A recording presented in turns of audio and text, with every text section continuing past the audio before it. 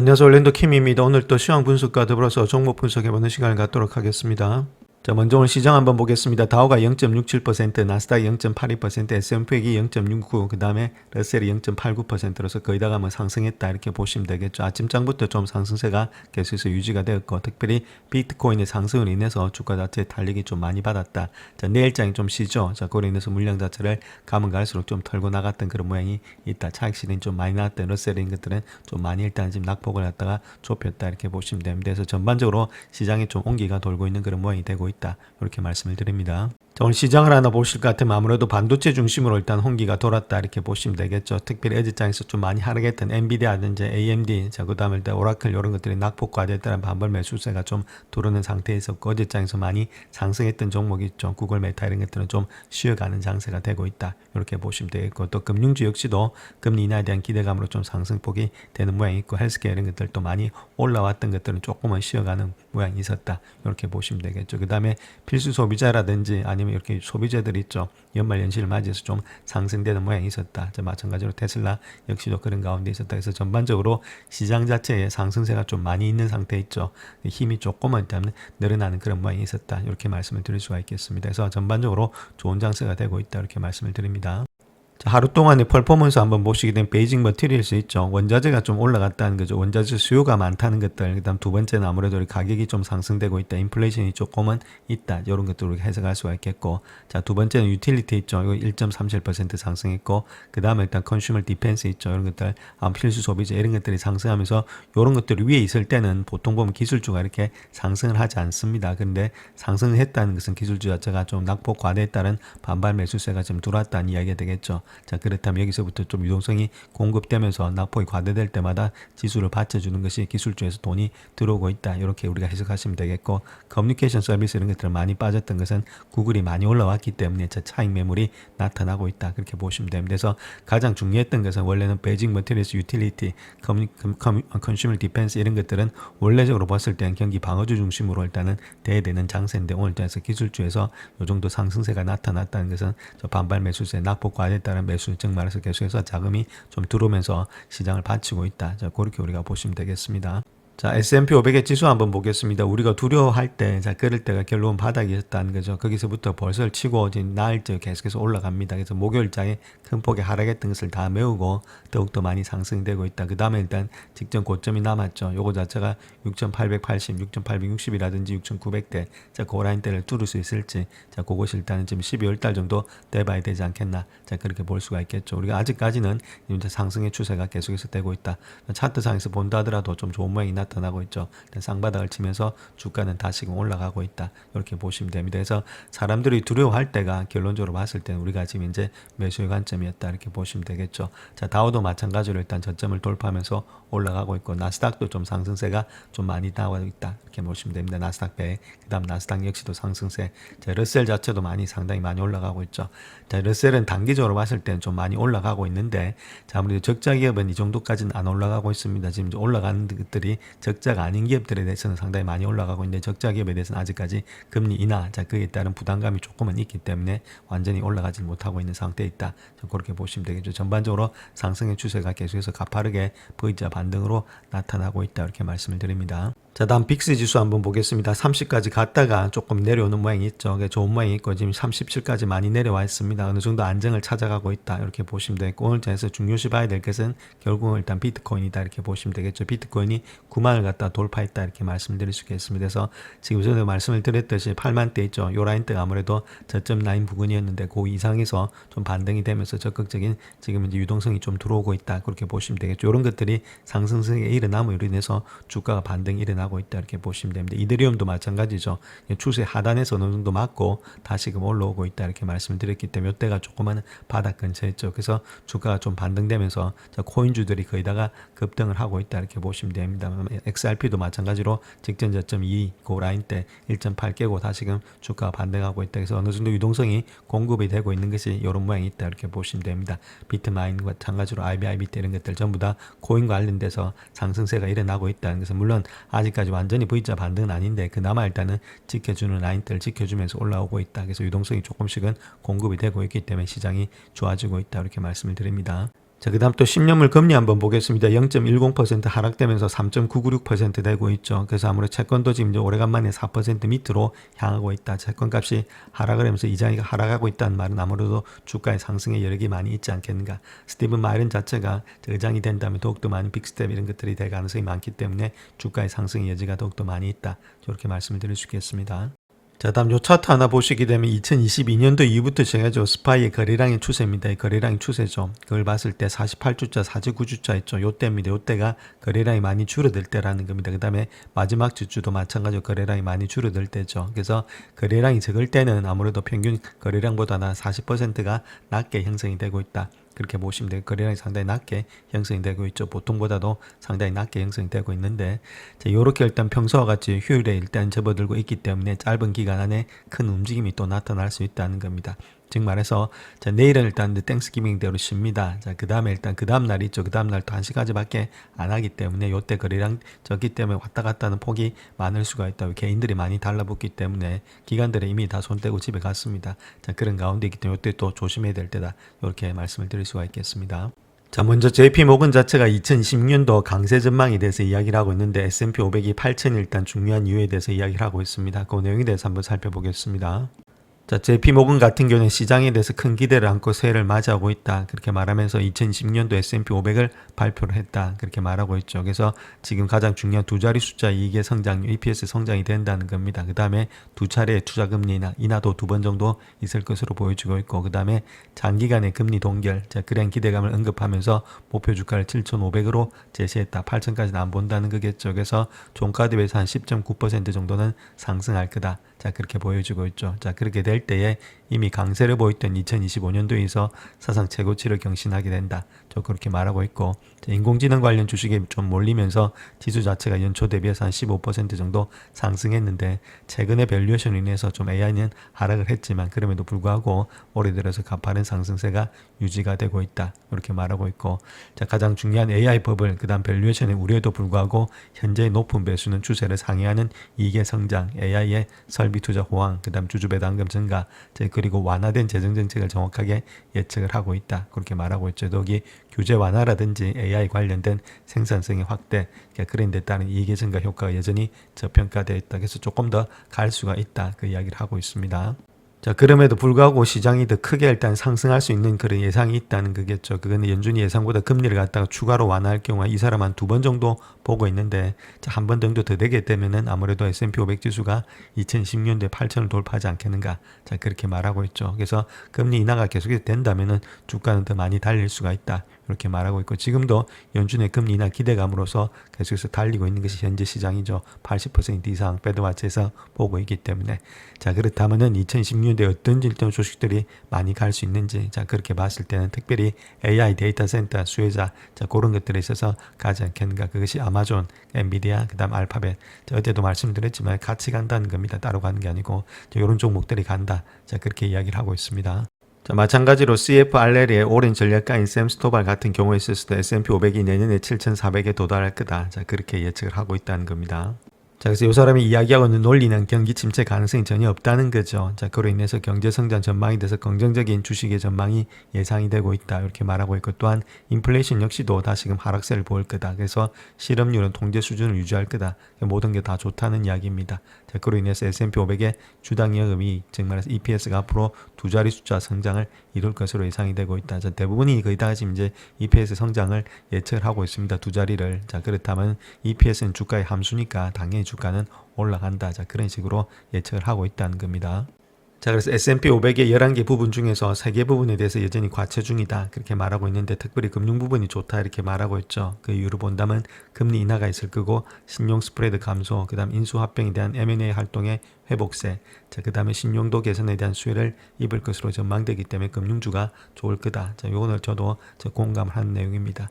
자, 그 다음 통신 서비스 부분에 호재도 있다는 겁니다. 디지털 광고로서의 지속적인 전환, 2020년도 중간선거, 동계올림픽, 월드컵 같은 주요 행사들, 자, 그로 인해서 통신주, 금융주, 이런 것들이 아무래도 주가 상승의 원동력이 되지 않겠는가. 그 다음 또 정보기술주, 자, IT라든지 금융주, 그 다음에 통신주, 이런 것들 세 개를 한번 보시고, 제가 본 관점에서는 IT하고 IT하고 금융주가 좀 많은 수혜를 보지 않겠는가. 자, 그렇게 보여주고 있습니다. 그래서 긍정적인 측면에서 본다면 AI 인프라 구축, 그 다음에 강력한 EPS의 성장, 자본 지출의 가시성의 개선, 이자 금리의 인하들, 금리 인하들 이런 것들이 아무래도 주가 상승의 원동력이 되고 있다. 자, 그렇게 밝히고 있습니다.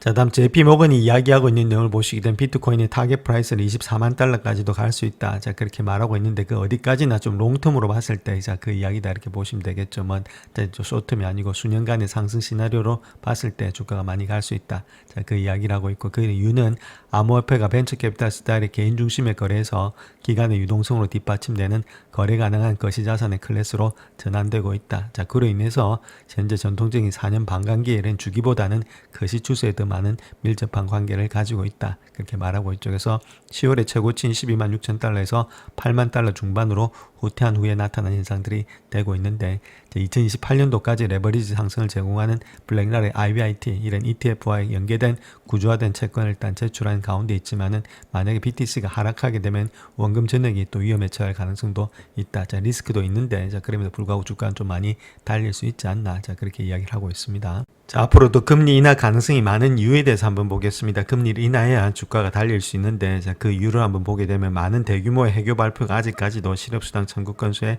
반영이 되지 않고 있다. 이렇게 말하고 있죠. 그로 인해서 7개월 만에 최저치로 떨어졌을 뿐이다. 그렇게 말하고 있습니다. 그래서 대부분의 회사는 근로자를 고용하거나 해고하지 않고 있다. 이렇게 보시면 되겠죠. 그래서 만약에 이런 것들의 발표가 실업수당 일단 청구 건수에 반영됐다. 자, 그렇게 했을 때는 금리가 계속해서 떨어질 가능성이 있다. 자, 그 때문에 시장은 또 달릴 수가 있다. 자, 그렇게 말씀을 드립니다. 자, 그래서 그 이유를 보게 되면 아마존이나 이제 브라이즌 등의 대기업들의 인단 해고에도 불구하고 실업수당의 신청자 수가 아직까지는 큰 폭으로 감소하지 않았다는 거겠죠. 자, 이렇게 신청자 수가 아직 늘어나지 않았다. 신청을 안 했다. 그 이야기입니다. 그래서 시장이 여전히 안정적인 상태를 유지하고 있음을 보여주고 있다. 이렇게 말하고 있는데 자, 7일간의 지금 신규 실업 청구 건수가 전주에 수정친 22만 2천 건에서 21만 6천 건으로 감소했다. 이렇게 발표를 했죠. 7개월 만에 최저치와 같은 수준이 되고 있다. 이렇게 말하고 있고 자, 가을 이후로 본다면 신규 실업 청구 건수가 22만에서 23만 건을 오르내렸는데 이번에 역사상의 가장 긴 정부 세기간 동안에 거의 변화가 없는 수준이었다. 이렇게 밝히고 있는데 이거는 지금 신청을 안 해서 그런 거지 신청을 하면은 아무래도 이런 것들은 건수가 더 늘어나기 때문에 그로 인해서 다른 것보다 금리를 인하할 수밖에 없다. 자, 그 이야기를 하고 있습니다. 자, 그래서 최근 발표된 해고 조치 자체가 모두 다 시행되지 않을 수도 있었다, 않을 수도 있다. 그렇게 이야기를 하면서 퇴직금을 받는 일부 근로자도 즉시 퇴직금을 받지 못할 수도 있다. 그렇게 말하고 있죠. 그래서 아직까지 완전히 거의 다가 일단 신고를 안 한 상태도 있다. 그렇게 말하고 있습니다. 그래서 중요한 것은 여름 이후에 고용이 많이 크게 둔화됐다는 거겠죠. 자, 그로 인해서 관세 인상, 그 다음에 경제 전망에 대한 불확실성 이런 것들로 인해서 기업들이 더욱더 신중해지고 있다. 또한 인공지능의 일부 일자리를 대체하고 있다는 증거도 있죠. 대졸자들이 취업이 안 된다는 것들, 자, 그런 것들이 인공지능이 지금 현재 10% 이상의 지금 사람들의 고용을 갖다 감소시킬 것이다. 앞으로 한 5년 안에. 자, 그렇게 이야기를 또 하고 있고, 그래서 지금 이제 중요한 것은 실업수당을 이미 받고 있는 사람들이 있죠. 계속 실업 청구 건수, 그런 사람들은 7,000명 증가하면서 196만 명에 도달하고 있다. 그래서 신규 실업 청구 건수는 없지만은 계속 실업 청구 건수가 늘어나고 있다는 것들. 자, 이런 것들은 일자리를 구하는 것이 얼마나 어려워졌는지를 보여주는 신호다. 그래서 팬데믹 이후에 최고치로 치솟고 있다. 자, 그로 인해서 지금 금리 인하가 합당하고 있다. 그 이야기를 하고 있습니다. 자, 그래서 전반적인 상황을 보게 되면 팬데믹 이후에 수년간의 급속한 채용이 먼저 일어났다는 겁니다. 그때 너무 많이 사람을 뽑아서 지금은 이제 일자리 시장이 좀 냉각이 되었고, 그때는 뭐 3대1, 2대1 이 정도로 일단 일자리를 찾아서 갔죠. 근데 지금 뭐 1대1도 안 되는 그런 냉랭해지는 그런 입장이 있다. 이렇게 보시면 되겠고, 그로 인해서 두 번의 금리 인하를 할 만큼의 우려를 포명했고, 이번에 또 한 번 더 다시 금리를 인하를 해야 되지 않나. 자, 그렇게 이야기를 하고 있죠. 물론 금리 인하가 도움이 될 수 있겠지만 무역 경쟁이 종식되고 미국 경제가 더 빠른 속도로 성장하기 시작하기 전까지는 고용 상황이 그게 크게 개선되지는 않는다. 시간이 걸린다는 이야기가 되겠죠. 즉 시간이 걸린다는 말은 앞으로도 한 2번 아니면 3번 정도의 더욱더 많은 금리 인하가 가능하다. 그 이야기를 하고 있습니다. 자, 그런 가운데 있고 또한 최근에 몇 주 동안의 대규모 해고의 발표라든지 정부 폐쇄, 가계 노동 상황 이런 부정적인 평가에도 불구하고 해고가 가속화될 것이라는 경고신은 나타나지 않고 있다. 그렇게 말하고 있죠. 물론 지금 이제 숙련 안 된 사람들은 다른 사람을 바꿀 수가 있는데 숙련된 노동자들은 아무래도 바꾸기가 상당히 힘든 모양이 있습니다. 가져오기도 힘들고, 자, 그렇기 때문에 노동시장 자체가 급속히 일단 냉각된다. 자, 그렇게 보기보다는 약간씩 꾸준히 냉각되기 때문에 아무래도 금리도 지속적인 하락이 되지 않겠는가. 자, 그렇게 볼 수 있다는 겁니다. 자, 다음 요 두 개 차트를 한번 비교해 볼 것 같으면 이거는 일단 콜 서비스 CPI 쪽에서 CPI 핵심 서비스 CPI 중에서 서비스 부분을 나타낸 거고, 요거는 콜 CPI 중에서 상품 있죠, 재화 그 부분을 나타낸 거다. 이렇게 보시면 되는데 거의 두 개다가 다 같이 내려가고 있다는 겁니다. 일단 인플레이션은 두 개가 서비스가 됐든 재화가 됐든 상품이 됐든 같이 내려가고 있다. 그렇게 보시면 되고요. 서비스하고 콜이 또 굿즈 인플레이션 자체가 계속해서 조금 쿨링되고 있다는 거죠. 10월달 이후부터 시작해서. 자, 그래서 일단 조금은 지금 이제 인플레이션 좀 낮아지고 있다. 자, 그거는 나타내고 있고. 자, 그 다음 여기 보셔줄 때 unemployment ratio 있죠. 실업률. 그 다음에 일단 price pressure index, 이거는 가격 압력 지수입니다. 이런 것들도 조금은 내려가고 있다. 전반적으로 시장이 조금은 안정화를 찾아가고 있다. 좀 많이 높아졌던 것들이. 자, 그런 가운데 있기 때문에 아무래도 인플레이션 때문에 크게 문제가 된다. 자, 그렇게 보지는 않고 있기 때문에 금리에 대해서 아무래도 큰 폭의 인플레이션 때문에 올라야 된다. 이 금리 인상이 나올 가능성이 많이 없어졌다. 이렇게 말씀을 드립니다. 자, 그래서 현재 PC에서 헤드라인하고 코어 한번 보겠습니다. 얼마만큼 지금 책정이 되고 있는지. 그래서 미디언 값을 본다면 2.8% 정도 되고 있다. 헤드라인 값은. 그 다음에 콜 PC는 한 2.9% 정도 되고 있다는 거겠죠. 자, 그 정도를 일단 하우스들이 보고 있는데, 자, 그렇다면 좀 3%까지는 아직 안 되고 있으니까 조금 일단 낮게 형성이 되지 않겠는가 해서 인플레이션 요 정도만 나와주게 되면은 금리 인하하는 데는 큰 일단 어려움은 없을 것으로 보여지고 있습니다.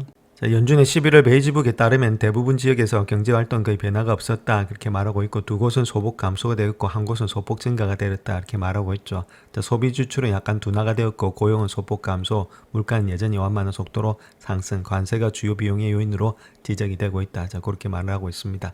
자, 그런 가운데 있기 때문에 아직까지는 정확하게 나타난 것이 없기 때문에 경제상이 완전히 크게 변한 상황은 없다. 이렇게 말씀을 드립니다. 자, 맥켄지 보고서에 따르면은 로봇이라든지 오늘날의 AI 이런 것들이 있죠. 자, 그런 걸 통해서 이를 중심으로 일자리를 완전히 재설계할 경우에는 2030년도까지 연간 2조 9천억 달러를 가진 미국의 근무 시간의 57%를 기술적으로 완전히 자동화할 수 있다. AI 자체가. 자, 그렇게 말을 하고 있죠. 자, 그렇게 됐을 때는 아무래도 실업률이 많이 급증할 수 있다. 이렇게 보시면 되겠고, 아무래도 정부에서 계속해서 지원책이 나가야 되지 않겠나. 그렇게 볼 수가 있겠죠. 그래서 전반적으로 봤을 때 잘 사는 사람 아주 잘 사는데, 못 사는 사람 아주 못 살 수밖에 없는 그런 구조가 되고 있다. 이렇게 말씀드릴 수 있겠고, 일자리 약 3분의 1, 즉 특히 간호라든지 간병, 그 다음에 수리 분야 일자리는 자동화하기 어렵기 때문에 전면적인 교체보다는 감독이라든지 판단에 더 많은 업무가 집중될 것이다. 이런 거 외에는 실제적으로 단순한 것들은 거의 다가 일단 지금 자동화가 될 가능성이 많이 있다. 자, 그런 식으로 이야기를 하고 있습니다.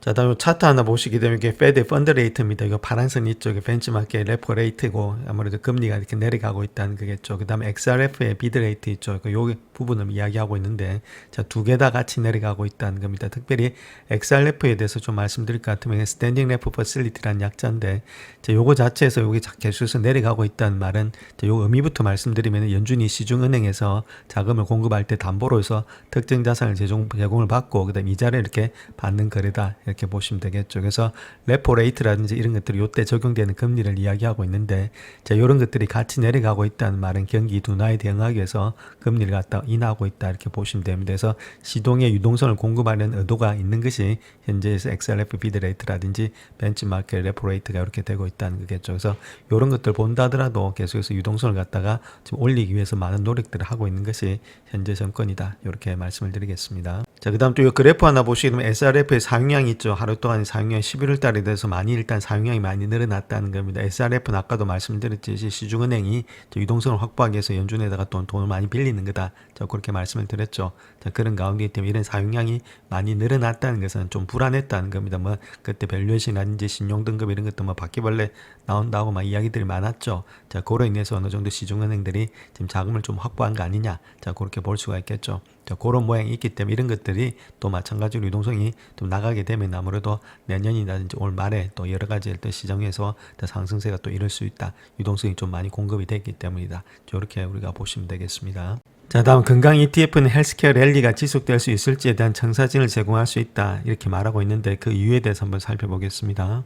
자, 최근에 헬스케어 부분이 급성장하고 있다는 사실은 누구나 알고 있는 사실이다. 그렇게 보면 되는데, 특별히 XLV ETF 있죠. 이것이 헬스케어 지금 ETF입니다. 이것이 8월 최저치에서 25% 정도 상승했다. 그래서 S&P 500에서 선도적인 부분이 되고 있다. 이렇게 밝히고 있는데, 1개월과 3개월 기간 모두에 걸치면서 퍼센트의 변동률 자체도 인상적이었지만 아무래도 수지 자체가 큰 폭의 상승했다. 자, 그거에 대해서 차트에 대해서 한번 알아보겠습니다. 차트를 통해서.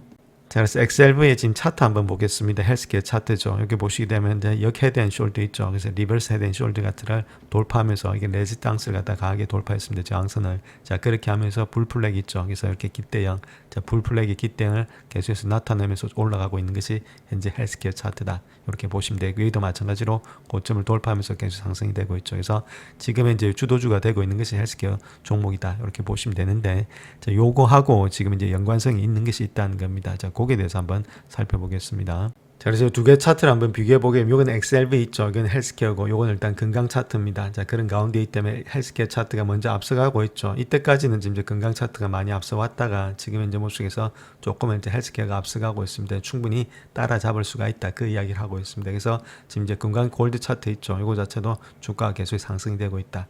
자, 일단 골드 차트가 상승한다는 말은 아무래도 지수 자체가 전반적으로 상승이 가능할 수 있다. 자, 그 이야기들을 지금 이제 하고 있습니다. 자, 오늘 경제지표가 발표된데 그거 한번 보겠습니다. 듀러블 굿즈 있죠. 그는 내구재 소비를 말하고 있습니다. 얼마만큼 주문이 많이 들어왔는가. 자, 그런데 0.5 정도를 예측했는데 0.5죠. 그럼 똑같다는 이야기입니다. 자, 그 다음에 일단 전에 3%는 내고 있는데 많이 줄어들었다는 겁니다. 소비가 많이 줄어들었다. 그렇게 보시면 되겠죠. 자, 내구재 주문 자체가 많이 줄어들었다. 자, 거기에 대해 좀 깊이 있게 한번 말씀을 드리겠고. 그 다음에 이니셜 잡리스 있죠. 또 엑시치가 22만 6천 건인데 21만 6천 건. 요건 좀 많이 줄어들었다. 이렇게 보시면 되겠죠. 그래서 이니셜 잡리스가 줄어들었다는 말하면 고용이 조금은 좋게 형성이 되고 있다. 이렇게 보시면 되겠죠. 잡리스 지금 실익 청구 건수가 줄어들었으니까 뭐 그럼에도 불구하고 뭐 크게 줄어든 건 아니다. 이렇게 보시면 되겠고. 자, 그 다음 또 시카고 PMI 지수 한번 보겠습니다. 44.3인데 36.3으로 상당히 안 좋죠. 50이 넘어야 좋은데, 자, 그만큼 제조업은 그렇게 좋은 모양이 안 나타나고 있다. 자, 이렇게 말씀드릴 수 있겠고, 그 다음에 크루드 오일의 인벤토리 이런 것들 많이 늘어나고 있습니다. 그래서 석유는 비축량이 많이 늘어나고 있다. 자, 그렇다면 아무래도 석유값은 크게 일단 지금 올라갈 가능성은 없다. 인플레이션이 조금은 잡힐 것이다. 자, 그런 것도 우리가 알 수가 있습니다. 그래서 특별히 지금 소비에 대해서 한번 보고 있고, 지금 제조업체가 어떻게 돌아가고 있는지 거기에 대해서 한번 살펴보겠습니다. 자, 그래서 AI 지출로 기업의 투자가 다시금 급증되면서 제조업체는 여전히 침체에 있다. 그렇게 말하고 있습니다. 그 내용에 대해서 한번 살펴보겠습니다. 자, 그래서 기업 주차는 인공지능에 대한 지출에 힘입어서 3개월 연속으로 9월에 일단 증가됐다. 그럼에도 불구하고 침체된 미국의 경제 산업 부분에 대해서는 미미한 개선 조짐만 보였다. 자, 그렇게 말하고 있는데, 자, 오랫동안 지연되어 온 보고서에 따르면 정부 폐쇄 그 이전 달에 내구재 주문이 0.5%로 증가됐다는 거죠. 아까 보셨죠. 그래서 이러한 증가는 군에서 제트기, 전투기, 그 다음 기타 항공기에 대한 계약에 급증한 것이 다른 것이고, 국방부 지출을 제외하게 되면 주문은 사실상 없었다. 자, 그렇게 보시면 되겠죠.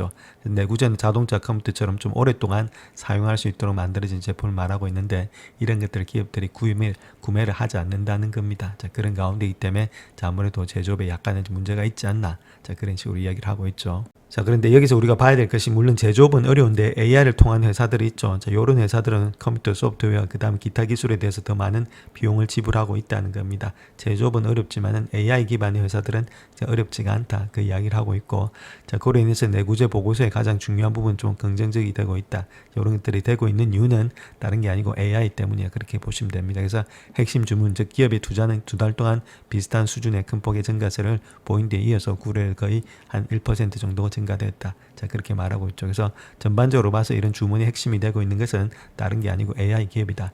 그렇게 보시면 되겠죠. 자, 그런데 미국의 제조업체들은 여전히 높고 끊임없이 변하는 관세에 적응하기 위해서 노력하고 있는데, 이런 것들이 매출에 걸림돌이 되고 있다. 이렇게 말하고 있고, 무역 분쟁이 조속히 진정된다면 아무래도 기업을 다시금 성장시킬 방법을 찾기를 바라본다. 이렇게 말하고 있죠. 그래서 지금은 제조업체들은 조금 관세 때문에 좀 눌리고 있는데, 그의 반면에 AI 기업들은 계속해서 비용을 증가시키면서 이런 것들을 구입하고 있다. 자, 그렇게 보시면 되겠습니다. 자, 다음 브루드컴은 다음 달에 실적 발표를 앞두고 골드만삭스로부터 목표가의 상향 조정을 받았다. 자, 그렇게 밝히고 있죠. 자, 거기에 대해서 한번 살펴보겠습니다. 그래서 골드만삭스는 주가가 상승할 수 있다. 자, 그렇게 생각하고 있는데, 그래서 목표 주가를 갖다가 380달러에서 435달러로 상향 조정했다. 한 적어도 한 13% 정도의 상승 여력이 더 있지 않겠는가. 자, 그렇게 이야기를 하고 있죠. 이런 것들은 보통 1년치를 이야기합니다. 앞으로 1년 안에. 자, 그래서 4분기에도 마찬가지로 AI 부분의 지속적인 성장이 예상이 되고 있고, 주요 고객의 강력한 지출을 고려해 볼 때 1분기의 실적 전망치는 시장 예상치를 웃돌 것으로 예상이 되고 있다. 또한 2020년도 회계연도 AI 매출의 전망치 역시도 전년 동기 대비해서 한 100%를 상회할 것으로 예측이 되고 있다. 전반적으로 다 좋다는 이야기겠죠. AI 지출도 있고 거기다가 좀 구글하고 관계된 그런 것도 있고 그래서 브로드컴이 직전 고점을 돌파하면서 계속해서 신고가를 나타내고 있다. 이렇게 말씀을 드립니다. 자, 그래서 2026년도 회계연도 AI 매출 자체가 454억 달러에 달할 것으로 예상이 되고 있고 이는 전년 대비해서 128%가 증가한 수치다. 이렇게 말하고 있죠. 그래서 2027년도에는 전년 대비 70%나 증가한 773억 달러에 이를 것으로 예상이 되고 있다. 매출이 계속해서 증가가 되고 있다. 그 이야기를 하고 있습니다.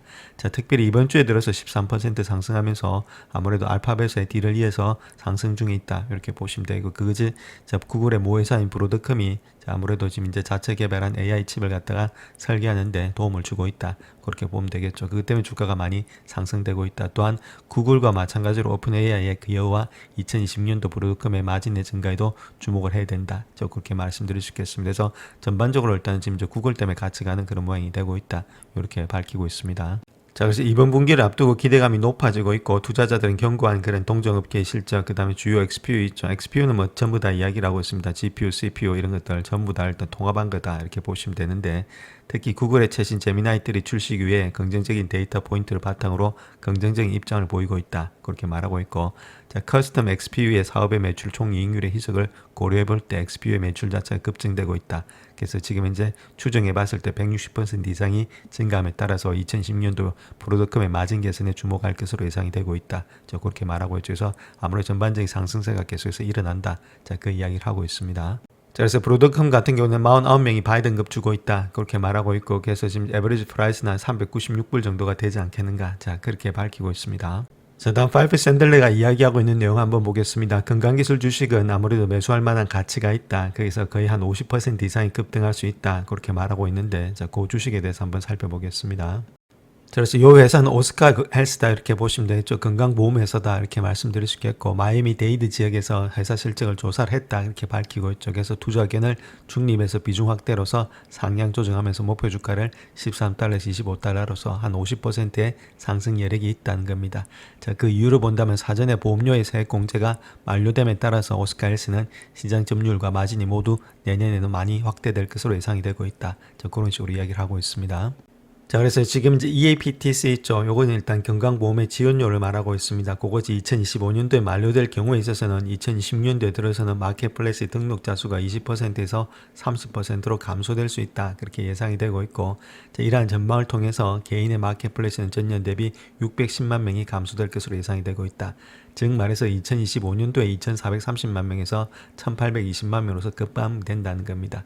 자, 그렇게 만료됐을 때 아무래도 EAPTC의 프로그램의 무결성 강화를 위해서 연반정부의 노력이 또 나타날 가능성도 있다. 이렇게 말씀드릴 수 있겠죠. 중요한 거는 지금 이제 지원금이 이렇게 없어진다는 말은 지원금이 없어지니까 회사 측에서는 부담이 많이 되겠죠. 다른 보험회사들도 마찬가지고. 자, 그런데 오스카 같은 이런 일이 일어날 만한 그런 가격을 책정했을 뿐만 아니라 2020년대 들어서는 불리한 환경 속에서도 성능이 발휘될 수 있도록 제품을 설계했다. 자, 그 이야기를 하고 있죠. 그래서 어느 정도 준비를 했기 때문에 그 문제가 없다. 자, 그 이야기를 하고 있습니다. 그래서 특별히 오스카는 폐경기 여성을 대상으로 헬로 메뉴 있죠. 요거와 같은 질환별의 맞춤 상품을 출시하면서 개성하고 확장되었다. 이렇게 말하고 있고, 자, 이러한 상품들이 회사의 인수 위험을 갖다 줄이고 있고, 특별히 강력한 참여를 유도하면서 탁월한 임상 결과를 달성하는 데 도움이 되고 있다. 자, 그렇게 이야기를 하고 있습니다. 자, 또한 오스카는 2020년도에 상품의 포트폴리오를 갖다가 고객 유지를 위해서 구성했고 마진의 회복을 위해서 가격을 책정했다. 그렇게 말하고 있죠. 또한 이를 통해서 제공자라든지 케어 플랜의 연속성을 유지하고 보장 범위를 유지하면서 전년 대비 증가한 현금 보험료의 부담을 일부 상쇄할 수 있다. 이렇게 말하고 있습니다. 그래서 이런 것들을 통해서 11월에 많은 신규 판매를 예약한 브로커와 에이전트에게 1월 1일부터 보험 적용을 시작할 수 있는 보상을 또 제공하고 있다. 이렇게 말하고 있고, 특별히 11월은 지금 현재 가장 비수기인데도 불구하고 브로커 에이전트들이 상담을 가장 많이 할 수 있는 시기가 되고 있다. 자, 그로 인해서 아무래도 이런 보상 체계를 통해서 11월까지 매출을 끌어올리고 아무래도 2026년도엔 더욱더 적절한 플랜을 갖다 선택할 수 있는 그것들을 보장할 것으로 예상이 되고 있다. 이렇게 말하고 있죠. 그래서 전반적으로 일단 다 준비가 됐기 때문에 이렇게 지원금이 꺾인다 하더라도 더욱더 주가는 상승할 수 있다. 그것이 요지다. 이렇게 말씀을 드립니다. 자, 그래서 11명이 홀드 등급을 주고 있고 지금 1명이 스트롱, 2명이 일단 바이다 이렇게 말씀드릴 수 있겠고 현재 목표가는 아무래도 15불 정도 되고 있다 이렇게 밝히고 있습니다. 영상을 끝까지 시청해 주셔서 감사합니다. 영상이 도움이 되셨다면 구독과 좋아요 부탁드립니다. 감사합니다.